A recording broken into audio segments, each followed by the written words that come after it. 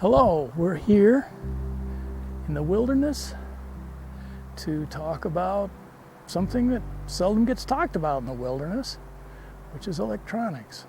We're going to cover the basics of what you might call analog electronics this time. We're going to talk about how to build amplifiers and mixers and audio equipment and that sort of thing.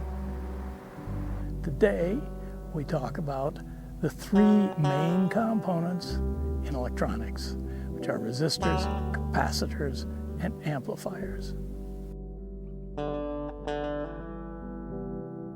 I'm going to say this twice, maybe thrice. This is really simple.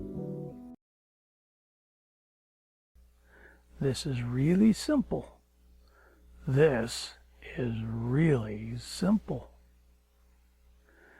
200 years of work and research by the finest minds in the world make electronics really simple now. It isn't hard to design and build circuits. It is hard to find out how. Voltage, resistance, and current. Voltage is measured in volts, named after Alessandro Volta, who invented the battery. Resistance is measured in ohms, after Georg Ohm, who studied resistance. Current is measured in amperes, named after André-Marie Ampère, who studied current flow.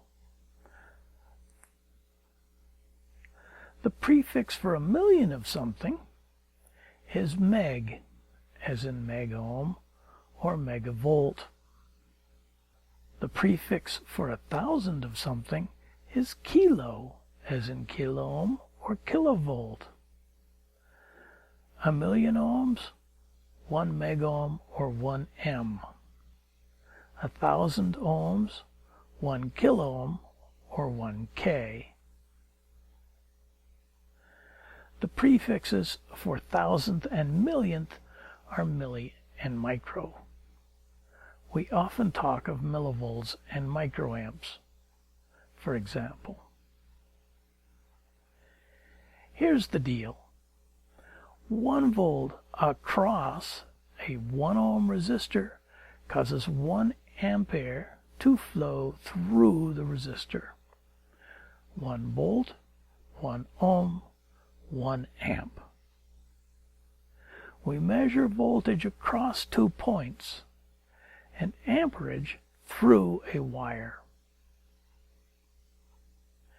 Another way to say this is voltage is measured between 2 wires or points, and amperage is measured on 1 wire only. Needless to say, voltage is the easiest thing to measure. Resistance is measured with the resistor standing by itself, removed from the circuit. The formula relating volts, ohms, and amperes is simple. To get volts, volts equals ohms times amperes. In the case of 1 volt, 1 ohm, 1 amp, 1 equals 1 times 1. This also means 1 volt, 1 kiloohm, 1 milliamp, and 1 volt, 1 megohm, 1 microamp. If you want the volts, knowing the ohms and amperes, multiply the ohms by the amperes. To get amperes, amperes equals volts divided by ohms. If you want the amperes, knowing the volts and ohms, divide the volts by the ohms. The voltage divider. The most important circuit that uses resistors is the voltage divider. This is 2 or more resistors connected in series, that is, the end of one connected to the end of the other. Here we have two equal resistors and the voltage is cut in half. Here is a 3000 ohm resistor and a 1000 ohm, cutting the voltage to 1/4. Here a 9000 ohm resistor and 1000 ohm cut the voltage to 1/10. Here is the formula for those interested. Here is a variable voltage divider, usually called a pot, for reasons too arcane for this video. It has nothing to do with marijuana. The voltage teeter-totter. If we have a voltage divider in a circuit which keeps the center at 0, we get the electrical version of the teeter-totter.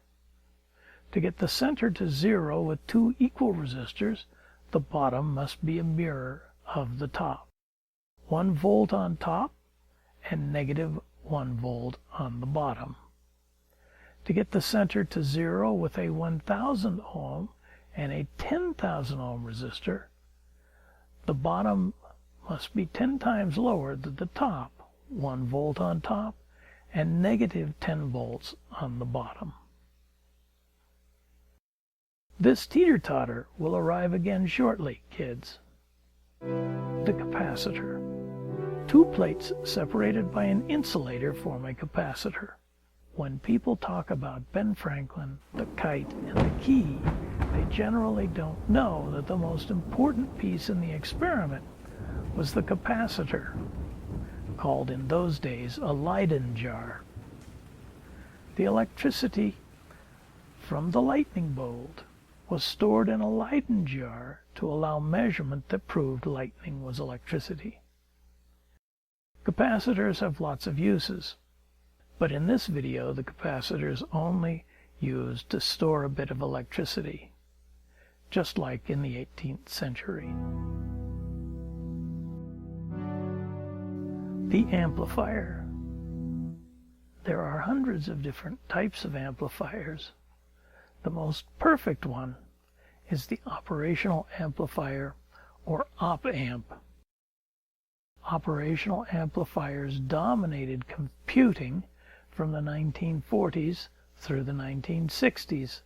Op amp circuits can add, subtract, multiply and divide by a constant, do logarithms, do automatic control, and do calculus.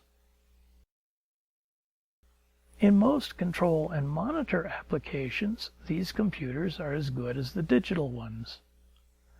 The main difference being that these computers can't be hacked. For low-power applications like preamps, mixers, filters, automatic controls, and the like, the single op-amp TL071, dual op-amp TL072, and quad op-amp TL074 are excellent. For higher power applications like power amps, motor controls, and power supplies, the LM675 is a good choice. Higher power applications are beyond the scope of this video and also a little dangerous. Direct current power is usually supplied to an op-amp as a split supply, positive and negative voltage with the ground in the middle. This allows the amp to amplify both positive and negative voltages with respect to ground. The op-amp has a positive input, a negative input, and an output. If the two inputs are exactly equal, the output is supposed to be 0. If the positive is higher, the output goes positive. If the negative is higher, the output goes negative. Circuits with feedback. If the output is connected to the negative input in some way, the op-amp will move the output until the negative and positive input are essentially equal. The tiniest error is self-correcting. If the output is too high, the negative input is high, which drives the output down. If the output is too low, the negative input is low, which drives the output up. The simplest connection occurs when the output is shorted to the negative input. Since the output is directly connected to the negative input, the output voltage will exactly follow the positive input voltage. This is called a unity gain buffer. Essentially no current is drawn on the input side. Plenty of current is available on the output. The inverting op amp. Though other forms of amplifier are used, the inverting amp is the most flexible and most generally usable. Here the positive input is grounded, so the output makes the negative input stay at ground as well. The teeter-totter concept comes into play here. If the input resistor is positive, the output is driven negative until the negative input is again grounded. If the input resistor is negative, the output is driven positive until the negative input is grounded. Divide the output resistor by the input resistor to get the voltage gain of the amp. Two equal resistors give a unity gain inverter. It is possible to put more resistors on the input. Each resistor works independently of the others, and the output is the sum of all the input voltages multiplied by the gain. The first example. To start playing with op amps, you need a dual direct current power supply with a positive, negative, and 0-volt output. The 0-volt output is the ground, halfway between the positive and negative. Two 9-volt batteries will work, as will an old desktop computer supply, or even two wall warts wired together, but most people will want a real variable regulated supply. Such a power supply is an excellent simple example of op amp use. The supply can be built with just 14 components. A 24-volt center tap transformer to provide 24 volts has 12 volts on each side of ground. A bridge rectifier to convert the alternating voltage to DC pulses. Two large capacitors to store electricity between the pulses and make good direct current. Two small bypass capacitors to filter noise the large capacitors might not. A 7812 12-volt regulator for the main reference. A variable voltage divider, pot, to vary the voltage.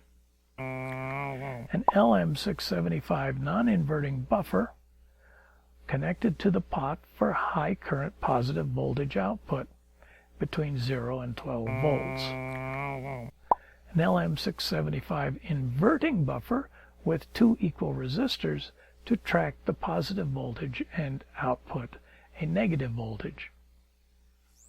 A medium-sized capacitor on each output to filter noise and protect the op amps. Of course, an on-off switch, fuses, and output jacks are also helpful as well. It can be built in a couple of hours with a drill, screwdriver, saw, and soldering iron.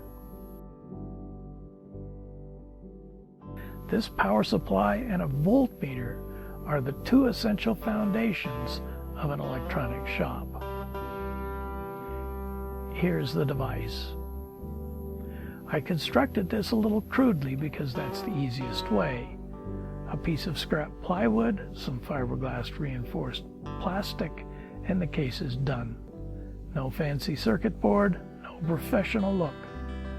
I wanted you to look at it and think, man, I could do a better job myself.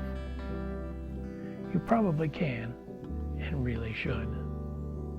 I wanted you to realize anyone could build this. It will work even if built in a shoebox. So here we have a dual channel oscilloscope all set up with both channels connected to the different sides. And when I turn this knob, the voltages change. The positive goes high, the negative goes low, exactly tracking.